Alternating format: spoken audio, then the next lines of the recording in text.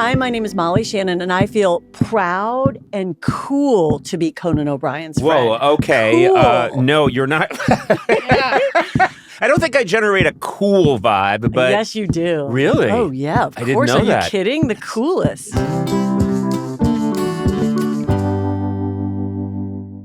Hey there, welcome to Conan O'Brien Needs a Friend. I'm joined by Sona Movsesian. Hello. And of course, Mr. Gourley. How are you, sir? I'm well. How are you? I'm really good. Although we did discover recently that the chair I'm in makes noises. Yeah, it does. Are we going to oil this chair? What's going on? I am not the person. Did we find out what's wrong with this chair? I'm actually, I will say, Jason Chlemy and I are ahead of the game. We already switched that chair out for you. So this is a new chair that doesn't make noise. I just interviewed a very famous celebrity. Yes. And while I was talking to him, I heard... Yes. It sounded like a very old Jimmy Stewart at an auction. Oh, God. But what was going on? Well, who would allow a chair like that to even be in this room? Well, we're not exactly, we don't test the chairs every day Oh, great. beforehand. This is why you didn't get that job at NASA. Well, we don't test the rockets. That's why. We didn't test Yeah. it. I mean, we kind of operate, in this studio, we kind of operate on when it breaks, then we fix it, Right. versus being ahead of the game. We kind of wait for something bad to Well, happen. I don't know. You just looped Eduardo into your failure. Oh, no. And Okay, fine. And that's not... No. I go by that. Yeah. That's- Let's I just make sure we have the proper equipment. Everyone looked at the clock to see how much more time we have during this segment when I started speaking, by the way. Yeah. Oh, Well, I do it I to don't- just mark when to wrap. I wasn't Oh, I making see. a Okay. judgment Yeah. call. Blay, I like you and I appreciate Yeah, and it. I'm Okay, just that's looking... I didn't look I don't at look it. at the That's clock. okay. I just look for something that I can hurt myself with. Just made it so awkward. Yeah. Like we want you to just stop talking. Yeah. But we tell you that. But We're not everybody about to just be looked at the subtle clock. about it. No. Literally, you all look. As soon as I started speaking, everyone looked at the clock. Oh. No, they didn't. I didn't look at the clock. You did. You all looked over there. I do. I have This to- is on video. I'm the we can keeper go of the back. time. That's my job. It's I nothing see, okay. personal. Yeah. Okay. But I'm now, sorry. now you've talked a lot, Well, and I'm okay. going to Yeah. look at the clock. Okay. Now Yeah, I'm looking at the clock a I lot. apologize. Your chair is fixed. It's fixed, but it did make a big noise, and it was a big problem. during the interview. Another big problem that needs to be fixed right over there. I'm sorry. You're saying that this derailed it. institution literally is derailed not a well-oiled machine. Exactly. It is not. We had a topic, and then we went down this primrose path.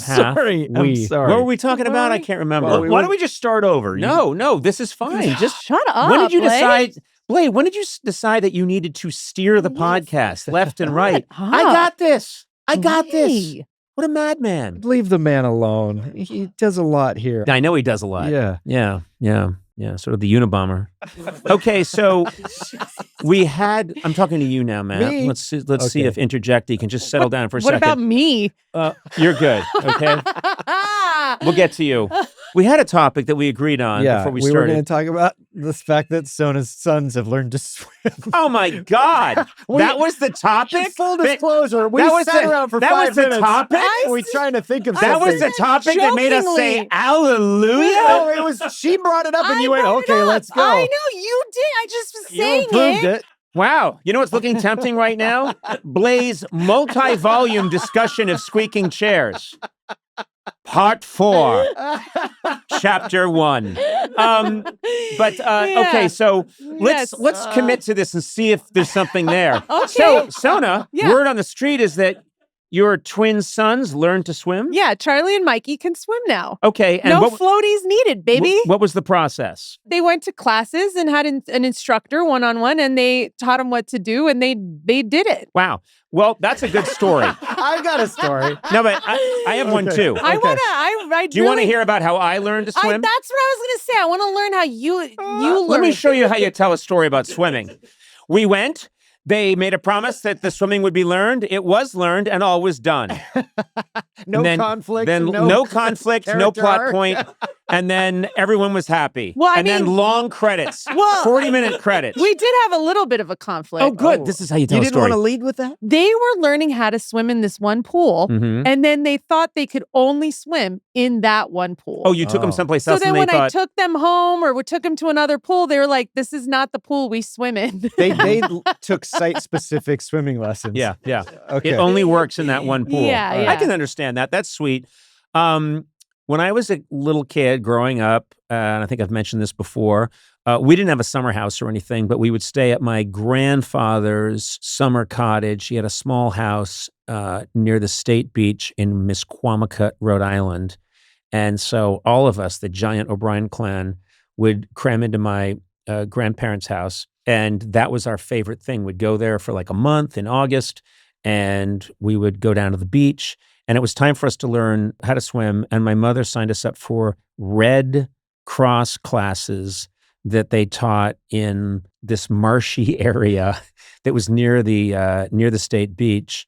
And it was, not the most appetizing body of water. It was like a salt marsh.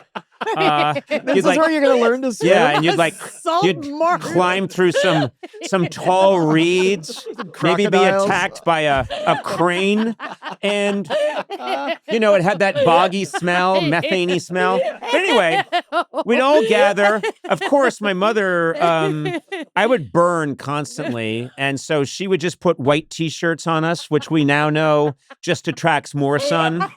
And I would get giant blisters on my back. I'm just picturing these little red children. No, I was walking into a swamp. I was so red. I don't even think they had come out with sunblock yet. This is, the early 1970s. So I think she just put mayonnaise on our faces, and then I'd be attacked by these. For the animals. Yeah, attacked by these marsh animals. So I'm sitting there like cross-legged. And this woman would lecture us, and then she would say whose turn it was to go in, and the first thing she wanted us to learn was how to float on our back. And I remember she would always read through all our names when we had to say present, but she would always say the same thing. She would go, Conan O'Brien, Conon, Conan O'Brien. And then on the ride home, my brother Neil would go, Conan O'Brien, Conan O'Brien. And I would sit there burning, like shivering, because you get like blisters and then you're shivering and covered in just like a methane-y bog smell. And still like some kind of marsh bird still nestled in my shirt. That was my traumatic introduction. But I do thank the Red Cross for teaching me how to float on my back, which I can do to this day. And yes, you have a story. Oh, well, a year ago when we hired a swimming instructor for my daughter, Glenn. And so this is the first time she's coming over. We've never met her. She's a wonderful young woman. Comes over, gets out of her day clothes into a leopard print one piece, very attractive young woman, sits there. None of us have entered the backyard yet. And she's just sitting there in the pool. Turns out she's in our neighbor's pool. And the mother of the neighbors comes out and is like, what is this woman? Oh, she went to the wrong house? She went to the wrong house. What is this? Is my husband having an affair? What is this woman in a leopard print bathing suit doing in our pool? And she came over. She figured it out and came over. She's like, I'm so sorry. I just went to your neighbors and the wife was there and she thought maybe I was having an affair or something. And can I just say, this is the excuse I use every time Liza catches me cheating. Who's this bikinied bimbo in our backyard? Swim instructor who mistakenly came to our home. I say that every time. And Liza goes, met her in the marsh. Yeah. Oh, my God. So how did the lessons go? Fine after that. Okay. And she and I are very close now. I bet you are. Yeah. Listen, the important thing is it started off with us not knowing what to say. And Blay, you did try to help, and I appreciate that.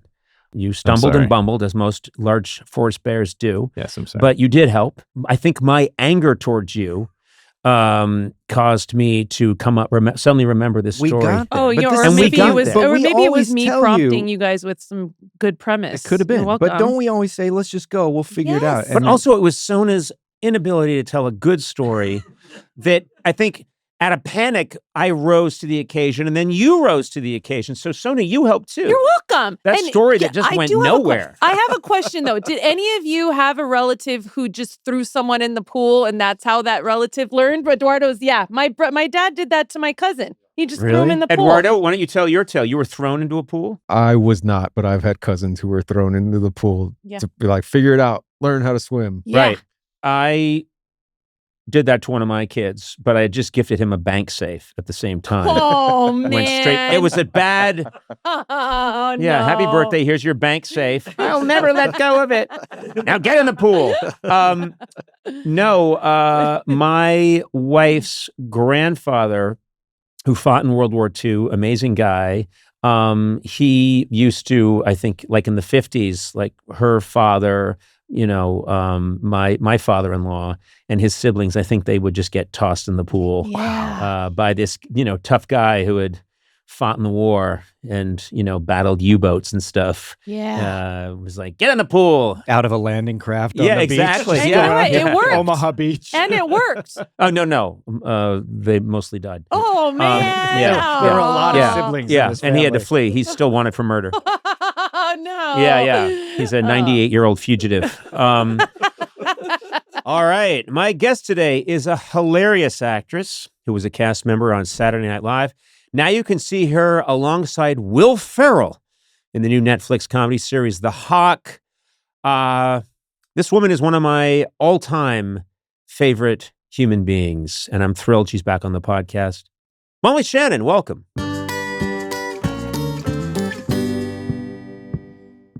Molly, listen, I've known you a long time. You're going to listen to me now. I don't know if I said listen. Listen here. I've known you a long time. Now you listen to me. I'm a huge admirer of yours. You have the best energy. Molly just walked into this building and just made everybody happy. Sunshine. It's sunshine. Sweet. But that's the effect you have on Thank people. you. You were talking to everyone. You were talking about how much you love the building. You were hugging me. You were hugging our booker, Paula Davis. Mhm. I got a hug. Oh, yes. Even you got a hug. Yeah. Uh, Even you. Come on. I always feel like we have. Oh, here's your coffee. Oh my gosh. Let's have this coffee come in. you. Thank you very much, Maddie. Thank you. And you're Thank fired. you so much, Um, Maddie. So I've always felt like a kinship with you, Molly. And yeah. I don't know if I'm correct in saying any of this, but we both are Irish stock, Mhm. Catholic. Yes, Irish Catholic. Yeah. Okay. I used to watch you, over the years when I first was watching you on SNL, and I would notice that you would just throw yourself around with Yeah. absolute careless abandon, Mhm. often into stacked chairs, Yeah. classroom chairs, as Mary Kathleen Gallagher, Mhm. And at the time I remember thinking, well, those must be made of foam. Yeah, And then I yeah. found out later, no, they're just the same chairs they use in a classroom, which are the most dangerous thing in the world Yeah. you can throw yourself into. Yeah. I would see you do that and I would think, oh, I too, if I think it will get a laugh, Yeah. will do something, would throw myself into a pile of nails Yeah. if I thought people would laugh. Yeah. And I thought, this Molly Shannon, I don't know. It's just always made me very curious about you. And I've always felt like we're quasi-related. Is that Yeah. possible? I know it could be possible. But How Catholic were you growing up? very Catholic. My dad was really, we went to church all the time, and he was very, I would say very religious, Yeah. He believed that you shouldn't have sex before marriage, or you Right. should put your marriage certificate above the bed, like that type of Catholic. Oh, Oh my God. Interesting, Wow. right? Yeah. He felt like you shouldn't live with somebody before you were married. Yeah. Well, that would be my parents as well. Your parents too, Yeah, yeah. yeah. Interesting, yeah. They were both very Catholic, Yeah. in almost a 19th century way. That's Like it felt like, interesting. and they were both very smart. My parents were both very smart people who lived in the modern world, but came from this 19th century idea, I think, a little bit of how one should conduct oneself. I love that. Old-fashioned values. I was going to say, but regarding the Mary Catherine stuff, I feel at that time I was much crazier and more reckless, and it felt a little bit like I didn't care, and I wouldn't even feel pain when I was doing it. I would feel nothing. I would feel it the next day, but I couldn't. The next day. Isn't that like Yes. I wake up bruised and cut, and I could not feel it in the moment at all. So my wife would always notice, like I'm getting out of the shower, and I would my whole leg would be yellow and purple, and she'd say, "What is that?" And I go, "Huh?" And then I'd Yeah. remember, oh, right, we had a water buffalo on set, and I jumped on it, and I got thrown off of it. Yeah. I would remember these things, and it didn't hurt as much at the time because I was getting all the adrenaline of people laughing. Exactly. Ha, ha, ha, ha. Yeah. Orange man fell down. And then you didn't even notice you were bruised. And No, you don't really think about that stuff. And then later on, you'd notice this leg won't work. Exactly. Just walking in circles. Yeah. I think you used to watch Mass on television because I remember that being a fixture. When I was staying at my grandfather's house, my grandmother and grandfather would have the Mass on television. And I remember being kind of fascinated by that because sometimes it was the only thing that came in. This is before cable. Yeah. And you would just watch whatever came in. Like, oh, we're getting reception on this one channel. It's a Catholic Mass. Let's check it out. It beats going outside and playing like other people. Yeah. My sister Mary and I would watch the Mass for shut-ins, they called it. And we would count, and they would show people going up to communion. And we would try to get the wafer. To get the wafer. And we would guess how many people were wearing glasses. Great. We'd be like 1, 2, 3. And so it was, I mean, today you were looking into the future because today that's the kind of stuff people bet online about. You can make any kind of bet, and that's the kind of thing people would bet online about now. My friend's son started Polymarket. Oh, you're Shane. kidding. Yeah. That must be going quite well. Wisdom of the crowd, right? Yes. Yeah. I know. It's amazing. But I was going to say, and then we would watch this other show called Davy and Goliath right after. Do you remember that? Of course I remember Davy and Goliath. It was claymation. Yeah. And there was a boy named Davy and his dog was named Goliath. And Goliath would be like, I don't know, Davy. That doesn't sound like a good idea. And they were made, I think, by the Catholic Archdiocese. Yes. And they were little morality tales. And so it was always, this claymation boy saying, I'm going to go over there and, throw paint against that wall. I don't know, Davy. Oh, there they are. There's Davy and Goliath. Oh my gosh, that's so cool. Yeah. Yeah. I love that show. So that show was weird. Yes, Some of the episodes were very weird. strange. Yeah. I'll have to go back and look at it, but I remember. Let me refresh your memory. Okay. I'm glad you brought this up. Yeah. There's one, my brother Neil and I howled for days about this. We were watching it. Davy and the whole family is on a camping trip, and Davy finds this beautiful spring, like a little watering hole that all the animals are drinking at, and it's just beautiful. And Davy finds a can of red paint, and he pours it into the watering hole and says, look, I made a giant strawberry shake. Ha, ha, ha. And of course, the dog goes, I don't know, Davy. And then you see all the animals try. Yeah, you see all the animals try to drink out of it, and they can't. Did they die? And I think they're going to die. Oh. And the father has a stern talk with Davy. And I thought, Davy's a sociopath. Yeah. That's amazing. That's really messed up. I'm going to put plutonium in this water supply. So no one in New York can have a drink of water. And anyone who does will die. I don't know, Davy. That's an act of terrorism. Anyway, I'm sorry. I went on a jag there. I love it. Wait, Conan, do you consider yourself an extrovert?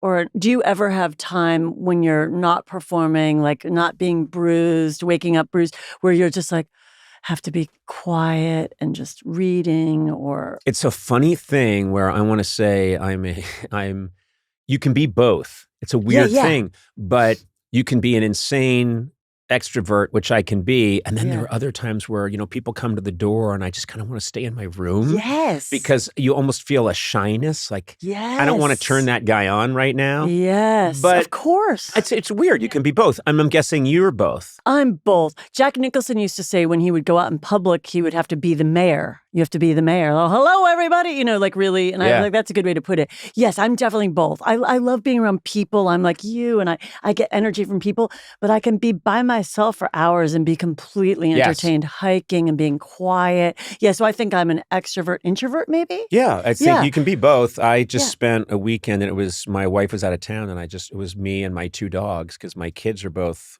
out of town. Yeah. And I just spent my whole weekend either reading a book or walking with the dogs. And then I came in today and I can't stop talking. I know. That's amazing. And it's been a problem. Yeah, They want to sedate me. You've been alone. Yeah. So do you feel like came in giddy when hot. you're by yourself with the dogs in the house? Like, I'm really by happy. myself. And Yeah, it's like I'm cozy, really I can happy. do whatever I want. Yeah. And how long do you sit and read? How long can you if you have the luxury of time? Oh, I would read for hours if I could, you know? yeah. I mean, with breaks. Yes, with breaks. And I blame apps. Apps have shortened my reading time. Yeah. But as long as I take a little break, I can read a lot, and I like it. It makes me really happy. Yeah. This is interesting because when you describe your childhood, it's not like mine. And you've talked about this, I know, a lot, and you've talked about it on this podcast, how your dad was very unconventional in some of his thinking. Yes. Because at one point, in one way, he's very Catholic and very strict, but in another way, he had these very strange ideas that he was about what it is to have a child. I guess. Is that fair to say? Oh, sure. Yeah. Like he would encourage, you've never talked to this about this with me, but he would encourage you to cheat. Yes. He did not care a lot So about this is a guy who says no premarital sex, and you can't live with someone before you marry them, but if you can cheat to get ahead, do it. He was like that. No, he really thought street smarts were like a great thing, you know, learning how to make a buck and make it in the world. And school, he would say if I had a big exam and I was stressed out in high school, he would say, can't you call in sick and get a copy of the test so you can go in the next day? Oh. So he really did not care about school. He was so laid back. And he was much more into street smarts. Isn't that interesting? It's fascinating. And then, so he didn't mind. And then if we went to the amusement park, like he's like, okay, if you guys clean out that backyard, I'll take you to Geauga Lake, this local amusement park in Cleveland. But then when we got there, he was like, I don't really want to have to pay. So he's like, can you guys sneak in? Oh my gosh. Hop over the fence. And we were like, but there's barbed wire. We go around. And he was like, just do it. It'll be an adventure. Because he didn't want to pay. It's funny that he's defining this as street smarts. I know. These are just crimes. These are crimes. These are just crimes. These are crimes. Yeah. This is all illegal. He was wild. He was fun. Or we would go to the movies, right? He didn't. I've told these stories before, but we would go to the movie, and then after, like the mall or whatever, they would have those gates that they would pull down, like at Spencer's Gifts or the wig store, or whatever. And then we saw a wig store coming out of the movies at the mall, and he was like, "Stick your little hand in there and try to pull out a wig." And what's that? Molly, you have a little wrist to it. He thought it was the claw game that you get in an arcade. It's like that. You just reach your hand in, and if you can get it, you can. That's a jewelry store, but if you can get your hand in there, but we would do it. So I pull like wig from me and him and my friend Anna. We put them on, and we would die laughing, running out of the mall with our wigs. No one will ever catch us. They said leaving the mall wearing 3 crazy wigs. Arrest that man in the beehive hairdo. No, there's 100 crazy stories like that. He was wild. He was a rule breaker. But yes, he was traditional. But understand the Catholic stuff was a little messed up because he ended up admitting right before he died. I said, have you ever thought you might be gay? And he was like, most definitely. Oh, wow. And so I think he was conflicted with his, he's not alive to say what he would have been, whether it be bisexual, homosexual. But I did say, have you ever thought you might be gay? When he was dying of cancer, 72, we were sitting at the Four Seasons Hotel. I was on a press junket. He's like, most definitely. And then we talked all about it. So I think the closeted homosexuality or bisexuality was mixed up with the Catholic stuff. Does that make sense? Of course it does, yeah. Because he couldn't fully be who he wanted to be. So I think he had anger about that, not being able to express himself. Yeah. So, and then it comes out your elbow. It says, this is a phrase I've always thought that I've heard used, which is if you can't admit some essential truth about yourself, you think you can suppress it, but it's coming out in some way. Yes, exactly. And that means stealing wigs through a grate. Exactly. I heard this one story that you and one of your friends used to go to a hospital to eat food for free. How would you do that? That's so fun. Well, that's kind of like... Oh, this one's fun. Oh, yeah. No, I don't think we did it. No, we didn't. We would pay for the food, but it was kind of like, I still feel that way. It was if you've kind of felt in a little bit of a rut, I would try to throw myself into a different atmosphere. Like, let's just go up to the hospital and we'll get lunch and we'll get like cream and broccoli soup and a split of tuna fish salad sandwich and we can watch the doctors. And it felt inspiring to be in a different type of atmosphere. Yeah, of course, I still feel that. I still feel that same way. And when I was first in LA and I was struggling as an actress, I would get kind of depressed because I was like, oh, this is so hard. It's such a hustle. I didn't realize how hard it was. So when I felt in kind of a blue mood, I would drive to Ontario, California, and I would go to the Wilford Academy School of Beauty and let the young students do my hair. And I would get breakfast at Molly's, and then I would feel better, kind of throwing myself in a new atmosphere. Right? I think it's like traveling, but like little cheap ways to kind of open your mind. Yes. Yeah. It's not, there is this concept among, neurologists, you have to just keep challenging your brain. Yes. And you have to just keep changing it up. Yeah. And then one of the problems is people get into a rut and Yeah. they're not challenged. So it sounds like almost the ultimate way to say, I'm going to hang out with some scuba divers just to see what that's all about. Exactly. Even though I haven't passed any classes and I could easily die underwater. I'm just going to try it. Well, I love reading about brain science and stuff. And I do think if you do feel in that state, sometimes an action can help you kind of get out of your head. And I think, so I love reading about that. Also, if you ever felt like, angry or something, if you do, or kind of supercharged, if you do a math problem, so like a subtraction problem in your head, that can also calm down your amygdala. Or I just love the idea of thoughts and how you can change your thoughts and stuff to do to help you get out of a little rut or something. Yeah, Does that make sense? Of I course love it does. reading about that. Yeah. Every now and then I'll be doing something and a friend said, well, this doesn't seem very like you. And I think, well, that's good. Yeah. Because I want to try. Like what kind of thing, for example? Well, I don't talk about it much on the show, but for years I drive a motorcycle. I ride a motorcycle. Amazing, and yeah. people don't know that. And I do it kind of like, and you can be another person. You can put on a helmet and you can just go. And as long as you have credit card in your pocket, you can pay for gas and you can go anywhere. Yeah. And sometimes I just feel like I'm a different person when I'm doing that. And I take off for most of a day and come back. And it's very therapeutic because I'm being someone else for a while, which I really like. Yes, I love that. I also kill people at random. Oh my God. No, you can. You can.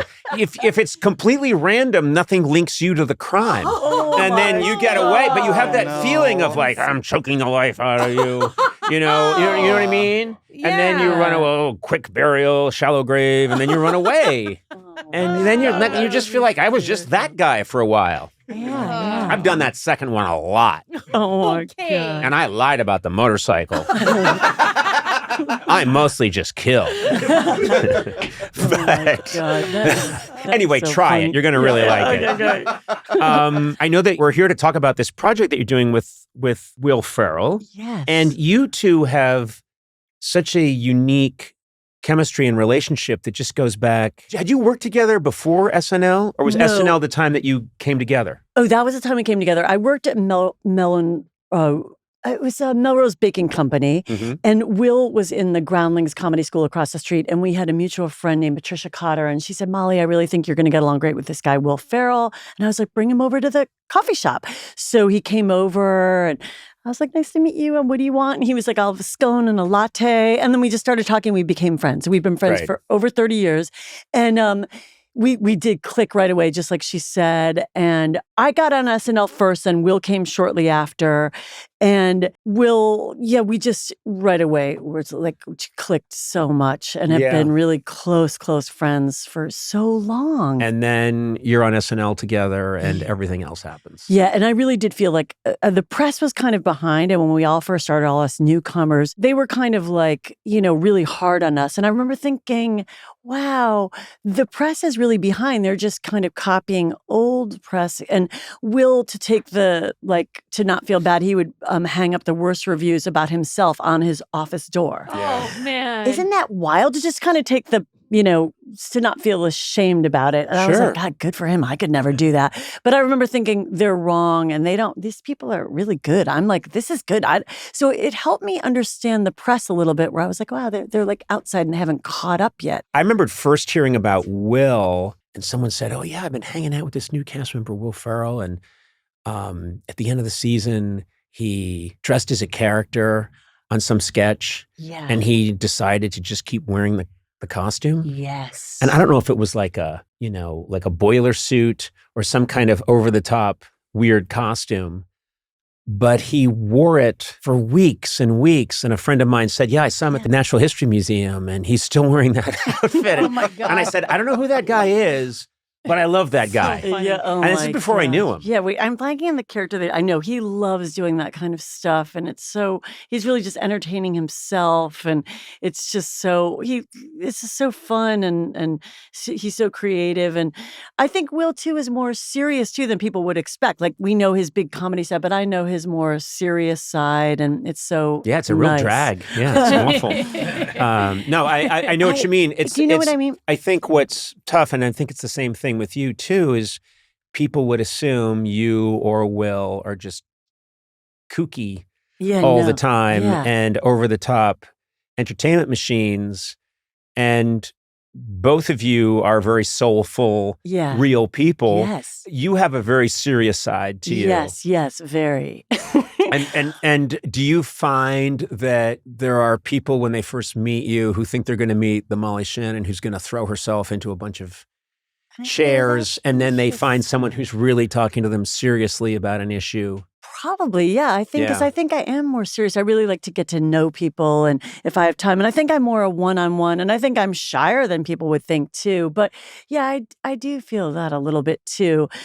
Yeah, and the whole thing too with critics, like what you were saying too, I feel like I'm very conscious too of like, God, you could so easily, the whole like showbiz is such a hustle. And I just don't like getting into that thing of like going back, like, you're good, you're bad, you're good, you're bad. I think I can really repeat like childhood patterns. And so I try to be healthier.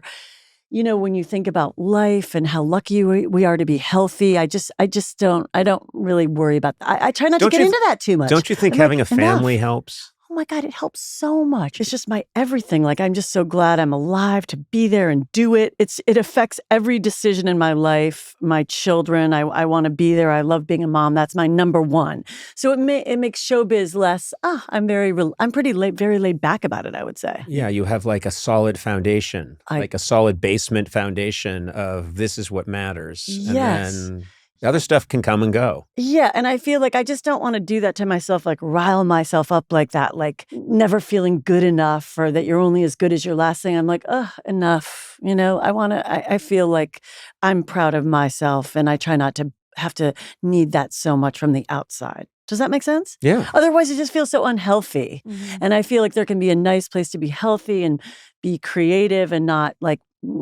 worry too much about that. Yeah. Yeah, I don't know. I worked hard in therapy to not rile myself up like that. What kind of therapy did you do? If I'm not being I've too done personal? EMDR, and do you know what that is? No, I just said, okay.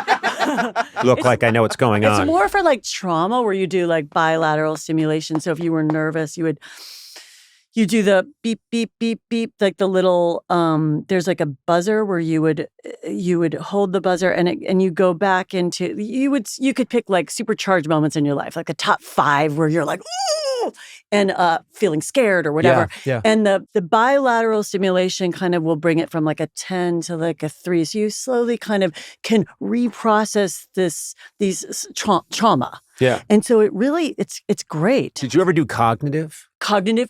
Therapy?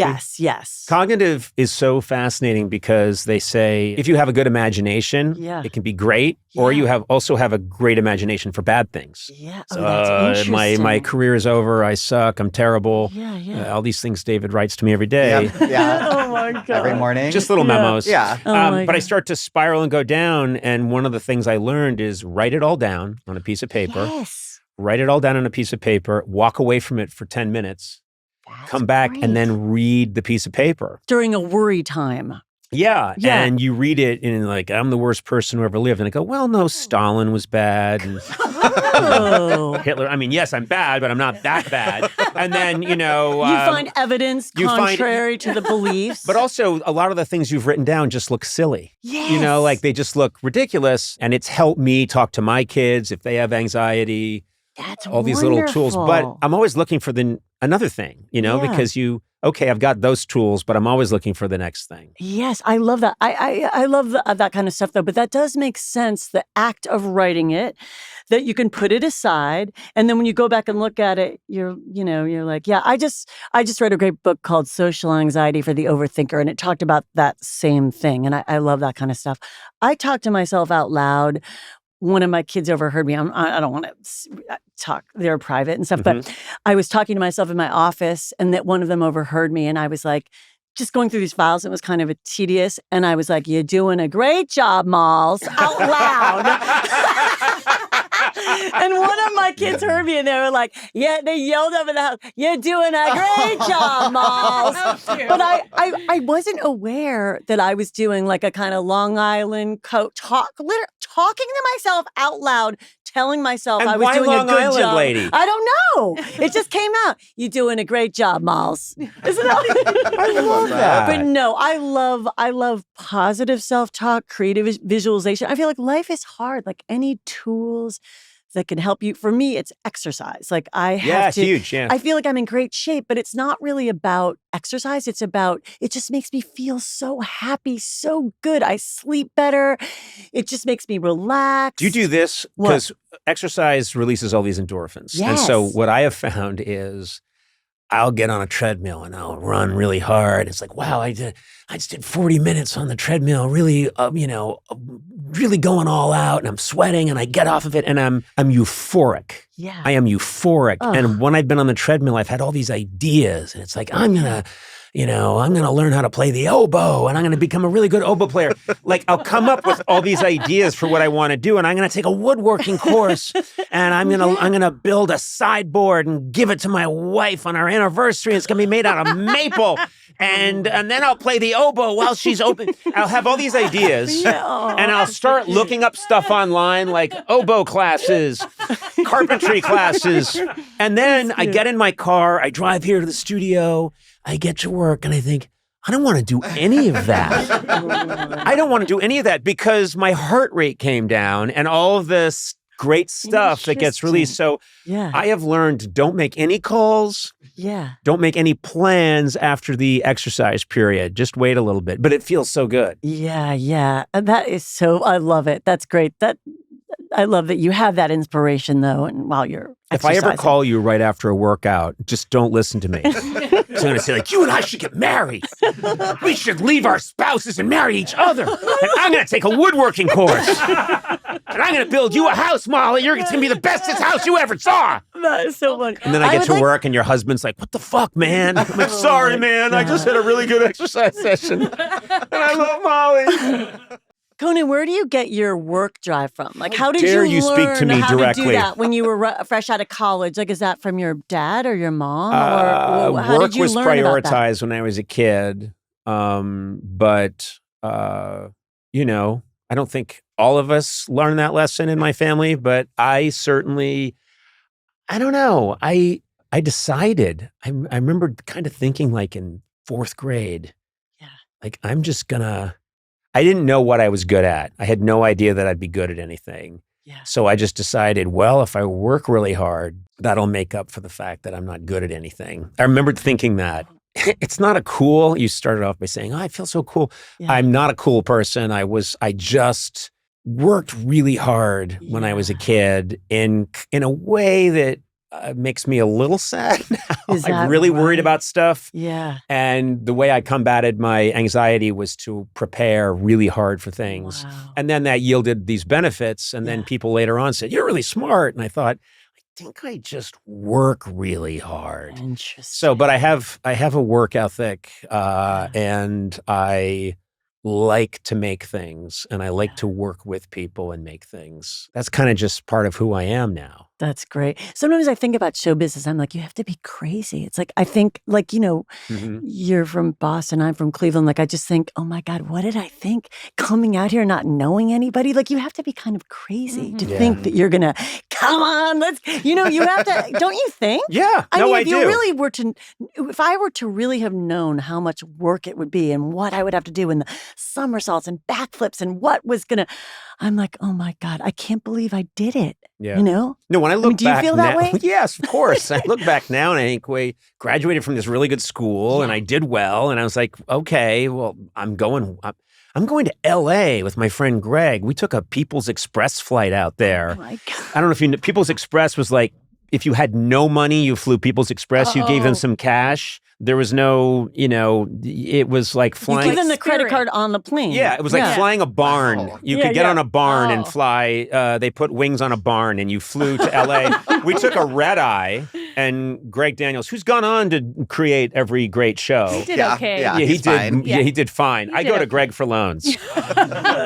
We just had this goofy existence, but the only thing I can say is it was like a salmon swimming upstream. And did you come out, you guys leased an apartment for a year and did you take jobs while you were taking comedy classes? Well, we had an entry-level job. We had a job at this show. It was on cable. It was on HBO back when if you wanted to watch HBO, you checked into a hotel or a motel because no one I knew had HBO. Yeah. But we worked on this show called Not Necessarily the News, and we had a sort of a entry-level job at that. Great. But then we would take other jobs. I took some kooky other jobs. So did you come out with just a small amount of money too? I love your podcast. This is fantastic. I know. I love doing the Molly Shannon podcast. I have so many questions for all of you. Did I do what? Did you come out with like $3,000 or did you have how much money did you come out with to LA? I can't remember what I had. I didn't. We knew that we had this gig. We just didn't know if it was going to last. Okay. So we were under the impression that we were on like a 3-week tryout, I think. We just didn't know. Yeah. And so we came out very ready to leave immediately, or that was what we kind of told ourselves. This isn't working. We can do something else. But I remembered thinking, I'm not leaving. That's so great. I love that. And I didn't know all that. And I kept thinking, I just want to have a girlfend. Oh, that was of the part. course. Yeah. And no one would talk to me. That's so sweet. Well, it was just very sad. Let's talk about The Hawk because you and Will Ferrell are together. Yes. And again, which is as it should be, Will is out there doing all kinds of insane stunts, which I love. This is the Will we love to see. Oh my God, he's out there best. 100% committing to being the Hawk. Yes. Who is this down and out aging PGA golfer. Yeah. And you are his ex-wife. And tell us a little bit about that relationship. I'm kind of frustrated with him because I feel disappointed. I'm like, oh, these nutty golfers. And, I'm being very hard on him. And he was great in the past. He was great in the past in his glory days. But now I'm like, oh, God, I'm so sick of your bullshit. I'm really tough. And I kind of want to do my own thing and not rely on him. And I want to pull myself out of these world of golfers, these crazy it's all people. consuming that world, yeah. How they can compartmentalize things, and but we have a son. But but we really do love one another. We're just kind of in a little rocky period, but we truly do love one another deep down. And it's about our relationship, our family, and we have a son who's a pro golfer, and who's really good. Who's really good? Yes, he's excellent. So so it's just that whole world, and we had a blast shooting it. It was so much fun. I am just going to imagine that when you two get together for a project, it's right back to, could be the third week at SNL that you're there. Exactly. It is like that. There's a lot of tomfoolery, chicanery. Yes. Skullduggery. Yeah. We had one day where we were shooting and there was a little stunt woman who was hired, and her name's Sandy Gimple. But Will said, he was like, Molly, did you see when Sandy was taking a rest on the ground when we weren't shooting? I was like, well, of course I noticed. She's like flat on the ground, sleeping. And we notice the same things that we think are funny. Yeah. Or, it's an absolute joy. We talk about our kids. I'm really close to Will's mom and dad. Will was really close to my dad. It just feels like family, in all honesty.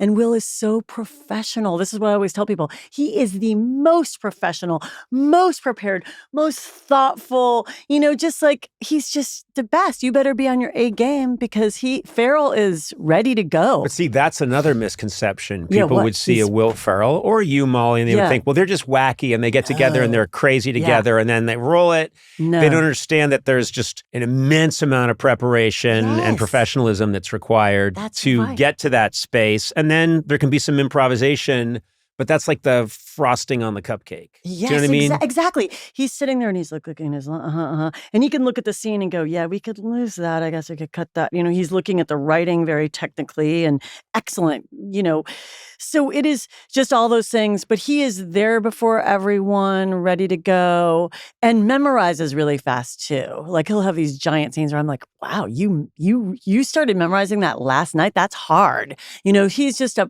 pro. Yeah. And so it just feels so fun. It's just working with your friend. And it's the greatest. I feel like there's no greater joy than when you get to work with people you love. It just doesn't even feel like work. That's truly how I feel. Well, that's how it's so many people in the world have to do a job that they don't maybe love or have a connection to. Yeah. And anyone who gets to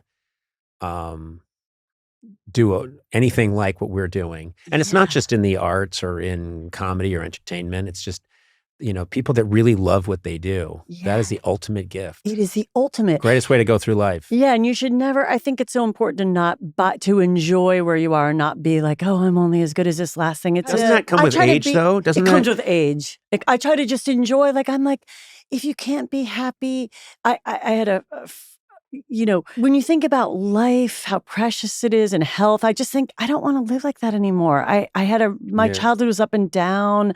You're good, you're bad, you're good, you're bad. It's like, I'm not going to do that anymore. I don't like that. This life's too short. So what I want to say is, yes, it makes you appreciate. I don't like buying into that you're only as good as your last thing. I think if you do work that is meaningful to you and you love it, that's all that matters. Because like I said, I've seen people become superstars who feel like they're only as good as their last movie. And I'm like, I don't want to live like that. Like if they're like that, I should just enjoy my level where I am. Because there isn't. Do you know what I'm saying? Of course. Well, there's also, there's a lot we can't control. Yes. So if you're, quote, only as good as your last thing that you did, you have very little control over that. Yeah. There have been things I've been involved in that I thought were just the most amazing thing ever. And no one talks to me about it. It doesn't go anywhere. And then there are other things where everyone just loved it. And I don't remember the difference. There's just other things that are happening. Yeah. This is I'll say this. You came in with this energy. Okay. You're not being punished. You look very upset. No. You come with this energy that I'm just going to call, and this is going to sound very LA and crunchy, but you come in with this energy that's very healing. Aww. It's true. Very true. And very positive. And I just absolutely love talking to you. You have always been, you came on my show so many times over the years. You would always come on and be just outrageously entertaining. But I also knew that you were the highest quality person. You really are. Conan. And so to have you, and you coming in today and just everybody is irradiated in this Molly Shannon glow. Yeah. It's a lovely thing. Sweet. Well, thank you, Conan. That means so much. Well, I feel like I could almost get choked up. You know that I feel the same way about you. And I remember 2 years ago, you were so nice. Conan's exactly the same all the time. Like you treat everyone with respect and kindness and you make everyone feel good. You have that ability, that gift. You were that way with my father. But I wanted to say too that if I get fucked up about comedy or thinking too much about competition, or everybody has it. Oh, and he's doing that. Nah. I just think when I really want to get back to be grounded, I think really I do it to make people feel good. Like I like when people feel happy or they're like, I love that. That is really all it's about. You won't get fucked up. I'm an entertainer. It is a giving. It is, do you know what I'm saying? Yeah. And if you think about it that way, like a service almost, then you're not going to be so self-centered about it. Does that make sense? Yes. And I want to enjoy my life on earth as an artist, not be like, I don't want to be that way, competitive or, you know what I mean? Exactly. I do know what you mean. It's just... But I still want others to fail. You know what I'm saying? I want people who God. aren't me in comedy to fail. No, Oh my that's not God. what Molly said. Wait, is that not no, what you... that is the complete opposite. I agreed with what Molly said, and all I'm adding is... No. But I want others to fail. Yeah, no, you missed the point completely. I Conan. want to do better, not because of my Right. own abilities. Yes. I want them to fail so that I rise. I see. Yeah, You see what I'm saying? Yeah. No, still completely. Okay, not well, what whatever. you're I saying. think Yeah, we pretty much it's said the okay. same thing. It's okay. You'll But get there. Conan, listen, getting back to the Irish thing, Yep. because my Irish thing was that my dad could be tough, and this and that. My mom died when I was little. Mm-hmm. So much of me getting into it was a bit of a painful thing. Like my Mhm. dad really would have loved to have been an actor. My mom died. I thought, well, if I get famous enough, I'll bring my mom back from the dead. It was very sad stuff. Yeah. And I still have to ask myself, do you really still want to do this? Is this really you? Do you, I really have to check in with that, But that's my point, going back to the Irish stuff of it had some dark stuff. Of course it does. You know what I mean? Really dark. Do you relate But to also, of course I do. Yeah. Yes. There's also the, am I doing this because in some way I'm not well? Like, what's the whole wanting to make everyone laugh? Is there an unhealthy part of this? Is there a Yes. part of this which is revenge? Like, I can Yeah. make everyone happy because maybe some people weren't happy, but now I'll make Yes. everyone happy. And is this Yes. unhealthy? And if you get Yes. healthy, does that mean you can't do this anymore? Yeah. All the dark stuff. I just got my star on the Hollywood Walk of Fame. And I Yes, feel and congratulations. Thank and you. Will gave the Will speech. gave a speech. Yes, That's it was so great. nice. But I was going to say, I get very shy when people have to show up for me. That makes me Yes. shy. I can go be a celebrity by myself, alone. But if people have to come for me, I get like, oh God, I'm going to disappoint you. Or even at SNL. Will would always bring tons of friends to the show. He'd have like, this is, he has so many friends. And Yeah. I was always like, I would prefer strangers because I felt like, if a friend's going to come, they're going to get disappointed and they're going to Yes. want to leave. This is me. I mean, everything you're saying is, if there's a thing where people, which hasn't happened a lot, but something like the Twain Award where people come for Conan O'Brien, I was mortified. Really mortified that like people... I don't want people to have to get, no, they're flying in. No, and they're going to prepare. They have to prepare stuff. And I had done it for other people and felt fine doing that because I loved the people I was showing up for. Yeah. But I couldn't see it the other way. So I was kind of mortified. Yeah. And then everything you're saying, I always, when I was doing the late night show or any show, and people were like, yeah, and guess what? Your friends, I'm like, no. What do you mean they're here? Yes. Oh no, now the show has to really be good. Yeah, because if it's a stranger, it's like there's nothing, you know. Yeah. When I would do SNL, if I did invite a friend, I have to give them a list of rules. I was like, don't, because they'd be like, more Molly. And I was like, oh my God, like really don't. If you knew how hard it was, you're just going to make me feel bad. Yeah. So I had like a list of rules, like say that you can't say this. Like I already am hard on myself. Like, so no more Molly in the show. It's like, well, of course. My least favorite is occasionally there's an etiquette when you come off a show. First of all, you're always going to be great, but no matter what, oh my God, great show, Molly. That's what you do. And that's what you would say to me if I came off stage. Yeah. I love people that come up and go, how do you think it went? Oh my God. Is that right? How do you think it went? I don't know. How do you think it went? I'm just curious what you thought. Oh, well, I guess I should get out of the business. All right, we have to wrap this up. Okay. But Molly, I adore you. I love you. You're so great. And you live in this neighborhood. So can we get lunch? Wouldn't that be nice? Let's do a lunch sometime. Yes, it will be very serious. Seriously. No joking, So Conan. no I'm bits? gonna break you down, baby. No bits. No bits. No bits. It's like a no shoes, no shirt, no I service. know. No bits. Can you do it? It I will think I could be do it. Deadly serious. So It's gonna get be ready. It's gonna be my dinner with Molly. Like my dinner with it's just gonna be the same thing. Like serious. All right. This was a joy, a pleasure. I love this office. Oh. Conan, what could be better? Everyone loves I mean, you. this is so. Yeah. Thank you Yes, so more much. on That that. is so No, nice. Thank you, everybody thank you. loves you. Yes. Thank you. Yeah. That is so It's nice. Molly I've Shannon tried- Day is a fun day. I've good, tried good. to start shit, start saying, I've said shit about you to try and get Yes, negative stuff out there, he's and trying. it doesn't take. No. No one, people, I'm just like, talks Molly so- Shannon, I think she's kind of, they're like, no, what? He talks so much shit about you. Yeah, and it doesn't take. It won't take. That's hysterical. I'm going to try again later today. Yeah, good luck. All right. guys. Thank Yes. you for having me. Wow. Yeah.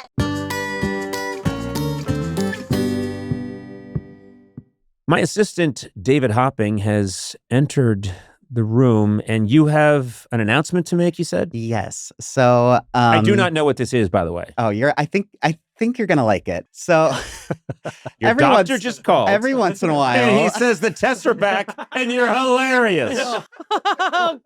No. Okay, so every once in a while, I will get tagged in different TikToks about Conan. And last night, I opened up TikTok and I had like a bunch of notifications. So I clicked it.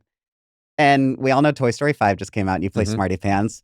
There is an entire side of TikTok that find themselves attracted to Smarty Pants. What? And it's not like just a few. These videos have like over 100,000 likes each. And all the comments are about how weird it is to be attracted to What the fuck? a potty training toy. What? And I sent Eduardo some of them to pull up to show you. All right, let's check this out. Multiple levels. Ew. Hold on. Oh, God.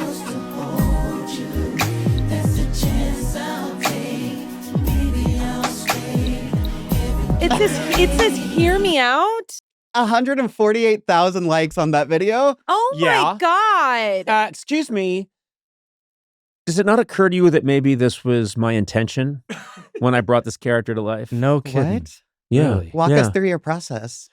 Well, I have a lot of Riz, I think is what the kids say. Is that right, Sona? I don't know. I'm not well. You're not well? This is so gross and disturbing. This is like I didn't see this one coming. I have to be honest. this I is tried to. You can say I tried for a second to go with it yeah. and be like, yeah. So, and then I realized I can't. Oh, there's we have more. another? Oh, here we go. Here we go. Here we go. I want Smarty Pants.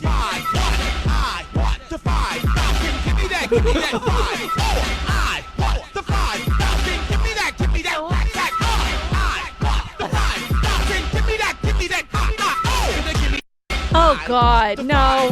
The internet needs to go away. I know you're not supposed to kink shame, but shame on you. Yes. Yeah. No, yeah, you can. For this, we can kink shame. Really, this is Yeah. kink shameable. This Yes. is kink shameable. You are a potty training toy in a children's movie, and people are like, what are we doing? Like, there's so many hot cartoon characters out there. David, Oh, you do tell. There's a lot of hot What? Okay. cartoon characters out there. are you saying? So you're saying it's not just that I'm a cartoon character; it's that there are other far more worthy Yes. sexual. Yes. Let's hear who they are. Off the top of my head, I mean, this is not in a cartoon, but recently I was reading a comic book and I was like, when did Superman get like this hot? Like, there's been a lot of illustrated characters I have responded to recently. I can't think off but not fucking Smarty Pants. Not that. That is ridiculous. I'm sorry. At You least, can't see it. What about there's a section where Smarty Pants has my hair. You know, it's a dream sequence, a fantasy sequence. Are you asking me if them adding one of your characteristics makes it more attractive to me? That's my yes, Senator. That is my question. The answer is a hard no, and it's even The gentleman more from no. Boston will yield his time. I yield my time, and I also ask for a weapon to kill myself. I know that doesn't usually happen in a Senate subcommittee hearing, No, but if there's a weapon present, I will use He will it. go into a You should warm be bath. Arrested. No, this So- is weird. It's okay, like, so- I don't know. No. David, give us your thoughts, because you discovered this. I was shocked whenever I clicked on it Now- to see what this was. Yeah. Yeah. Well, I don't know what to say. The world is not well. No, Yeah, I mean, yeah. there's hot cartoon characters. Again, you keep saying that, I, but you don't. okay, I think we can all agree Jessica Rabbit is a hot broad we That's all want to true. bang, Yeah. right? And then even me. And I think that there's hot cartoon You meant you characters. were a hot I know. cartoon Oh character? yeah, no, I want to bang her. But I'm saying there's hot cartoon characters. You are a potty We got to think of training another toy. one. Who's another hot cartoon character? David, you're probably Um, thinking of someone. Any of the like?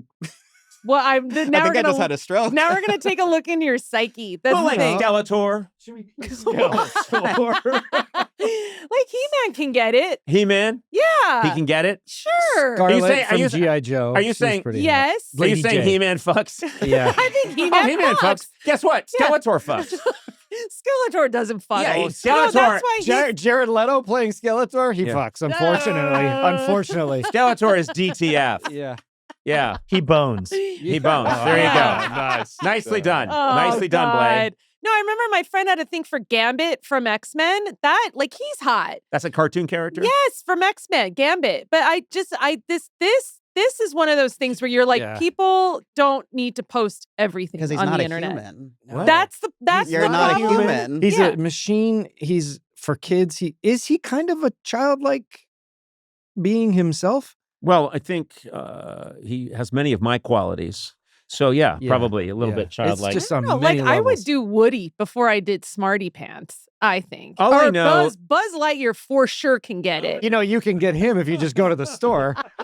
For ranking the Toy Story. All I know is that a minivan packed with Disney lawyers on their way is driving from Anaheim to this podcast studio right now at 110 miles an hour. Absolutely. And you know what? Anyone who goes to see Toy Story 5 the day after this comes out is going to see just pixels where I used to be. Yes. And a burn mark on the screen. I think that's for the best. We lost any chance of you being in the sixth one. Actually, anybody that goes to see the movie is going to be put on a sex offender list from here on out and has to go door to door in their neighborhood. No, they're going to stop the film the minute my character's about to come up and go, all right, you perverts, we got you. Clear out. Clear out. A vice raid. Clear out. You in the raincoat. Get out. Oh, God. Oh, man. Oh, my God. No, even Wally before Smarty Pants. Like Okay. I have a list. agree, yeah. Can I say have what? a list. Now you're just being mean. No, I'm not. No. Wally? Yeah. Wally is like sentient, and he got Eve. And sensual, apparently. Yes, Yeah. no, he landed Eve. There's Right. like a thing to him. There's a sensitivity. You know what? There's nothing about your character. That's just, what are you talking about? I'm adorable. I mean, you're talking about pee pee and poo poo most of the time. A lot of your humor is like pee pee I poo poo based humor. him on you. I saw what the character was and I said, oh, you want the Sona. That's why this is happening. Those people up there putting this up are into some weird shit. Yeah. Well, listen, I think the only way to decide this matter is for everyone to go see Toy Story 5 in theaters now. The biggest. And guess what? The van just turned around. Entrapment. The van just turned around. It just did a hard 180 and it's headed back to the Magic Castle. Oh my God. All right. Peace out.